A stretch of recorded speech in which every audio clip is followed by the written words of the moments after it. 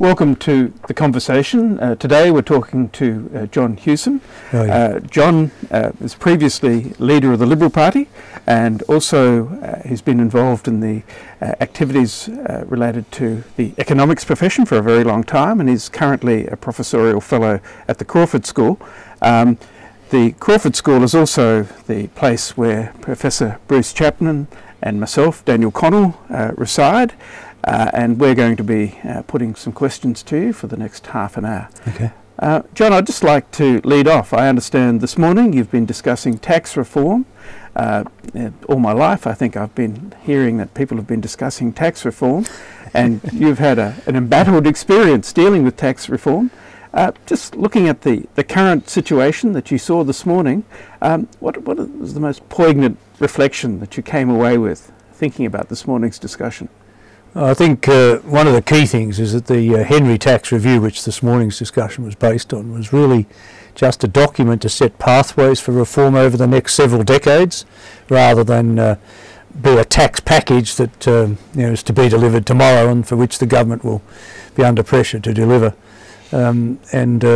It's got, I think it was misinterpreted at the time it was brought down, that there's an expectation in the electorate and in the media that he was delivering a tax package, and this is something that the government would be looking to implement. There was some 130 odd recommendations, and of course then he got criticised because the government only picked up 2 or 3 of those recommendations. But that wasn't the purpose, and I think there was an opportunity for Ken Henry this morning to emphasise that point, and then discussion around some of his recommendations from a number of perspectives. And you made the point about tax reform always being on the agenda. Well, it has been. It's been the victim of a lot of political abuse over the years. I think most people in the electorate have expectations of tax reform to be lower tax, and very simplistic and probably unrealistic expectations, because if anything, from now on, looking at the ageing of the population and other demographic trends and so on, the need for infrastructure, we probably have to look at a world where taxes have to go up rather than down.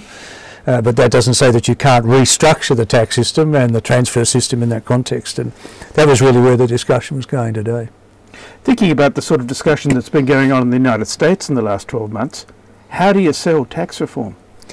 Well, I think, as I say, there's a simplistic expectation in the electorate that it's about lowering tax, and that their votes can be bought by delivering that. The fact is that we are not going to get a sensible debate on tax today in most countries, dominated by a sort of a 24-hour media cycle, and the government's trying to win, score short-term points. So there's not a detailed medium-term policy discussion at all, and it's very difficult to raise an issue like tax, which usually has winners and losers, and becomes very difficult for it to be debated. And in fact, in our scene, I mean, our tax policies consist of: we will lower tax, we will stop the boats, we will whatever, and very sort of slogan-like policies, not serious debate at all. When it comes to tax reform and other economic policy, I've always found it very difficult, because the identification of the losers and the winners is pretty clear, and the more explicit that is, the clearer it's going to be that the losers will make a lot of noise and do a lot of complaining. And I guess I'd like you to comment on how you actually can manage reform in that context. But also, I'm pretty interested in whether or not it is possible to have major reforms in economic policy without the 2 major parties agreeing. And one example where I think there was a consensus, an agreement, where we had some of our most important reforms, was the tariff restructuring debate, the lowering of tariffs in the 1980s.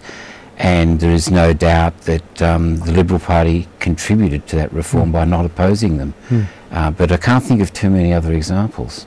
Well, I think it is important in all policy to identify at the stage of analysis and in designing the implementation, to look at the potential winners and losers and understand the impact of the policy, and understand that in most cases you're trying to change behaviour, and realistically you need to give people time to readjust their affairs, in the case of tax, for example.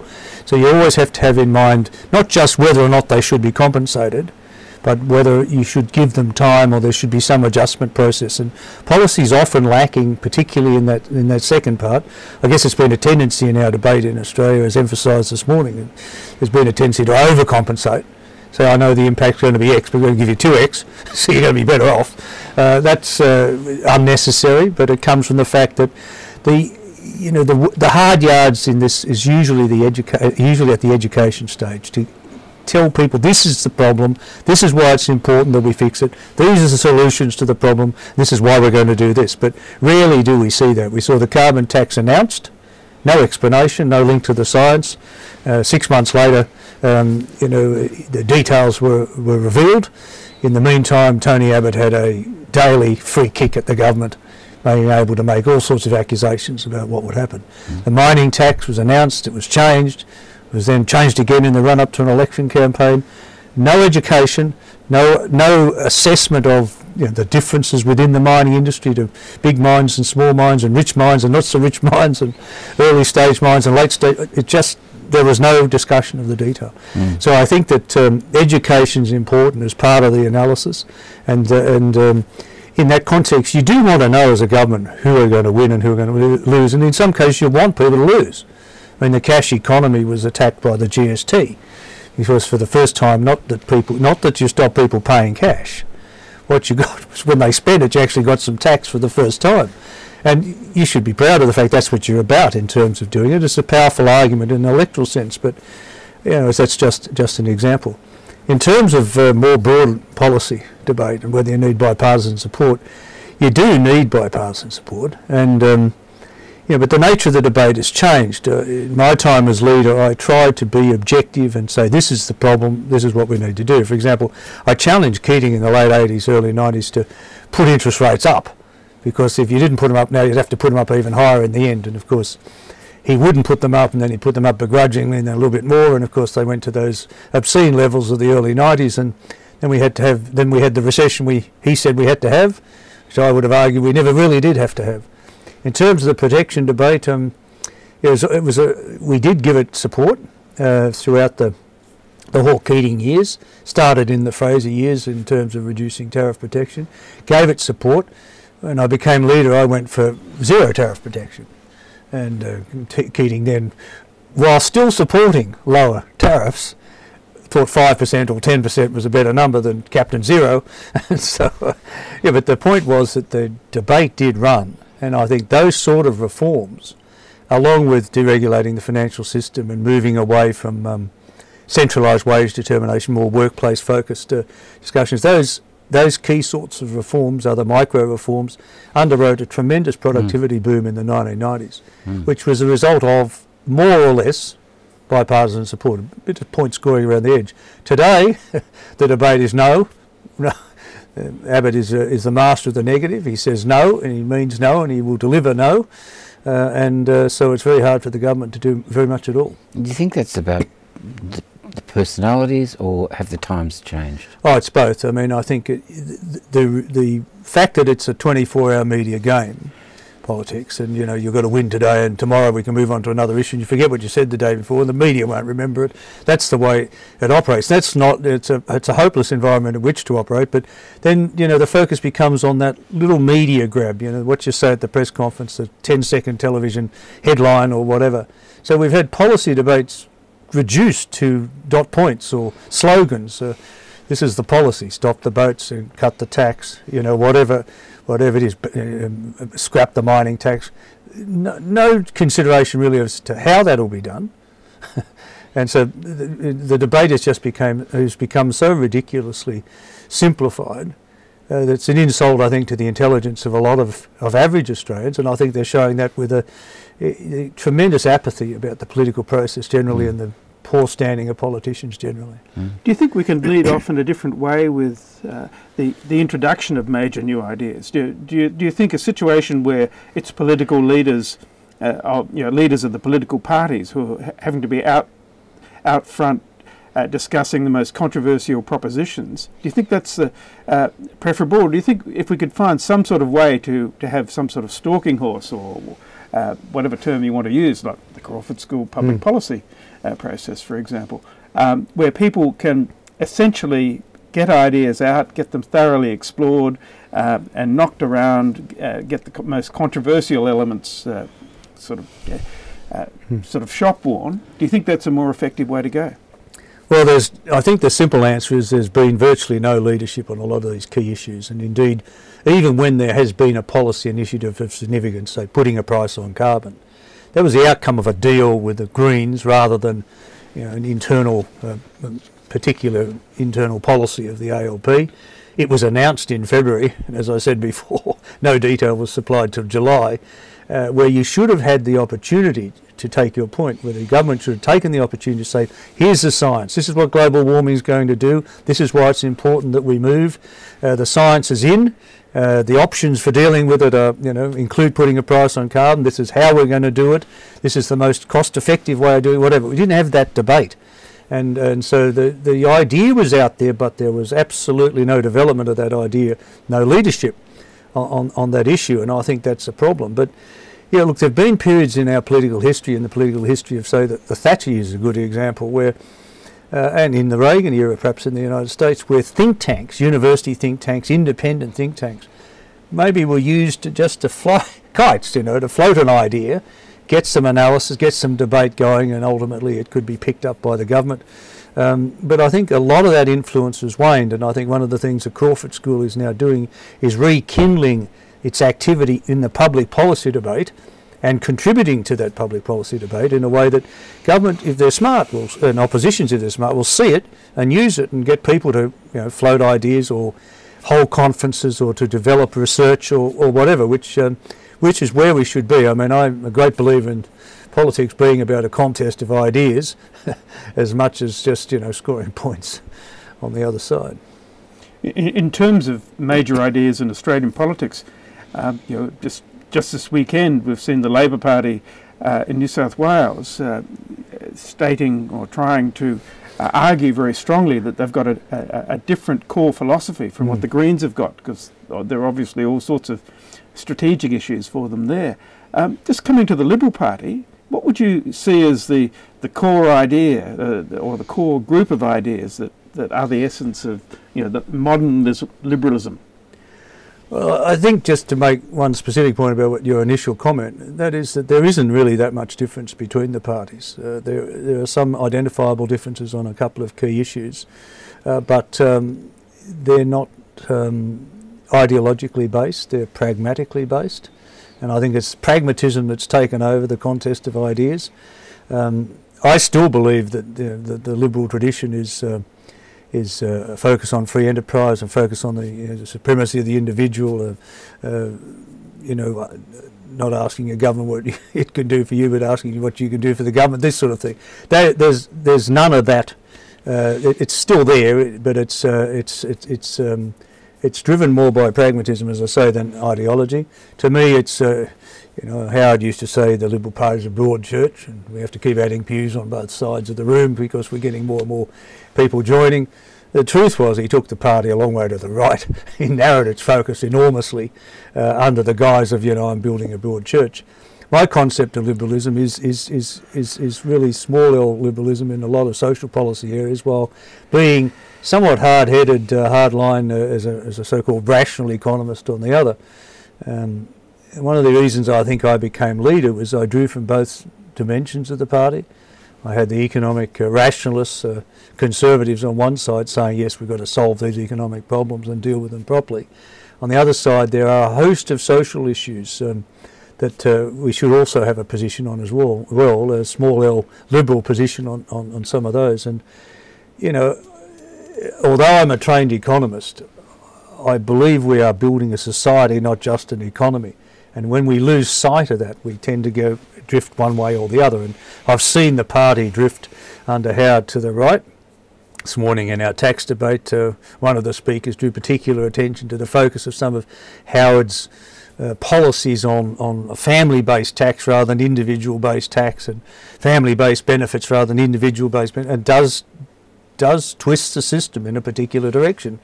And it was achieved in a sense by stealth at the time, because people didn't notice one decision after another. And I'm not sure that Howard was all that conscious personally about the drift in that, but the consequence of it in its aggregate was that sort of shift to the right. I know you've been very interested in carbon pricing issues for quite a while.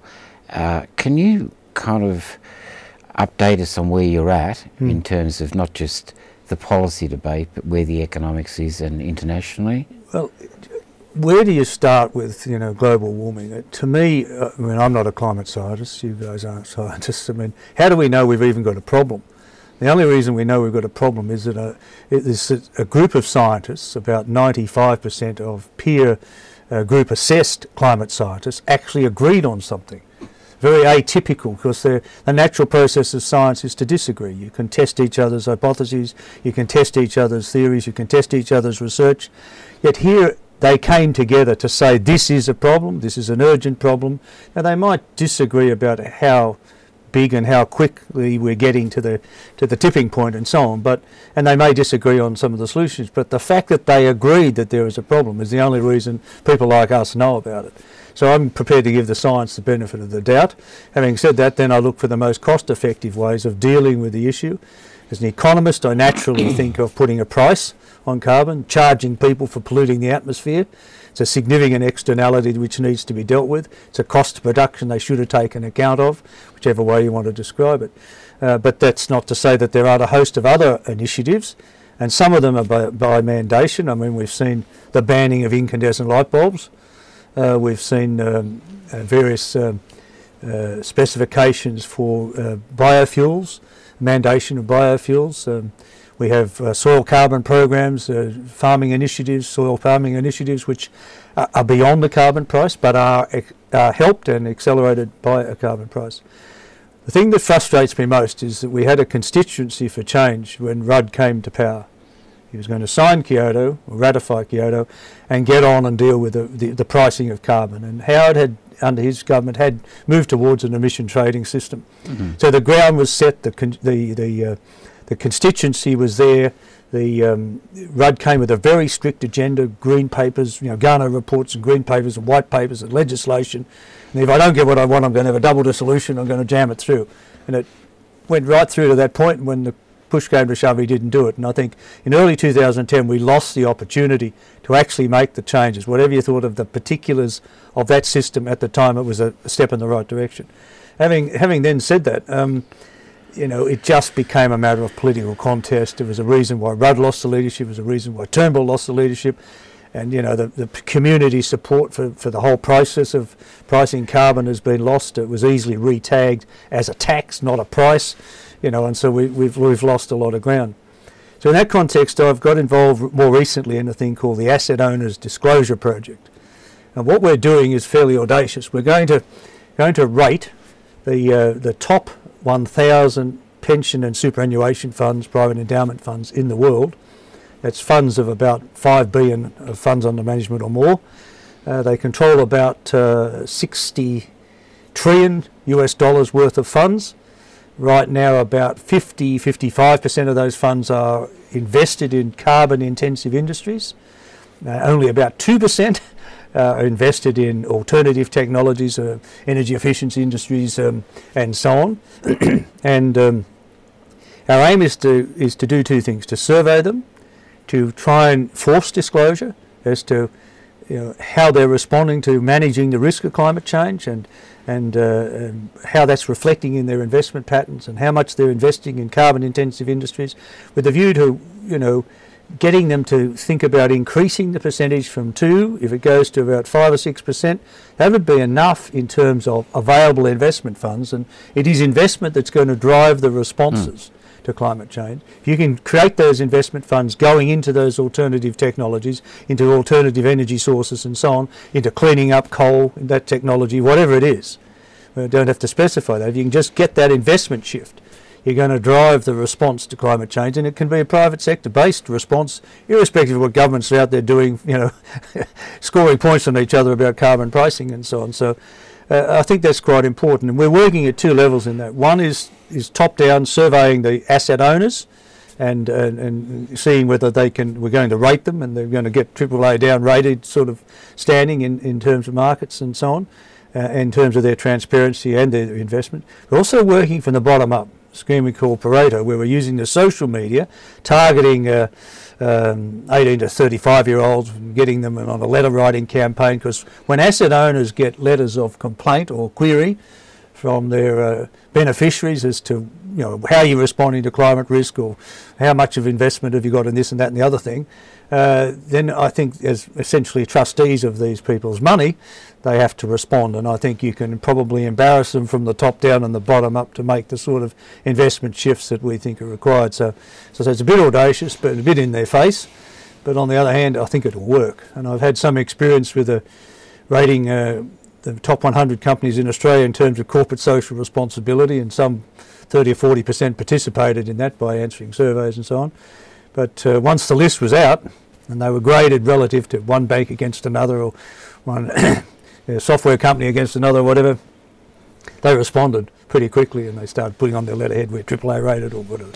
And so I think it'll work. And so I've just been in London this week, last week I should say, at a summit of the major fund managers, where we've asked them to cooperate in this process, but realistically I suspect that it might be cooperation in word only, but it'll happen because we are going to do it. We've already, on the basis of published information, rated about 400 of them.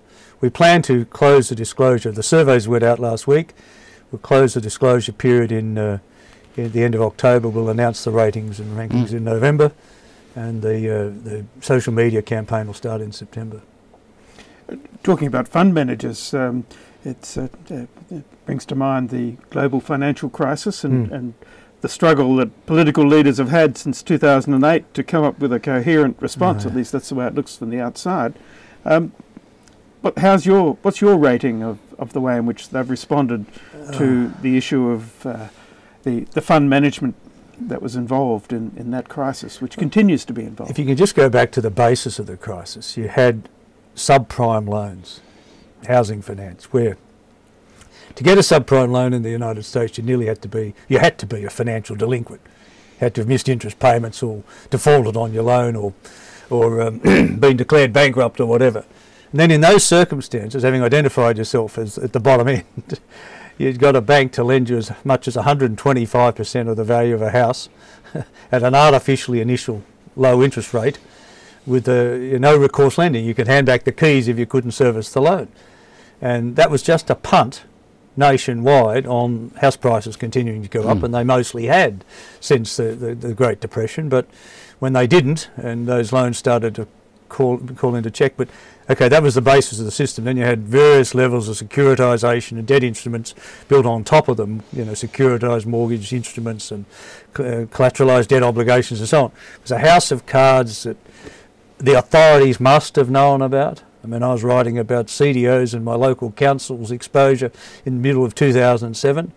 So they did know about it. For some reason, they turned a blind eye to this, what was an international quest for yield, and and then got caught short and didn't realise just how interconnected the financial system was. And some institutions were saved because they're too big to fail, and others weren't.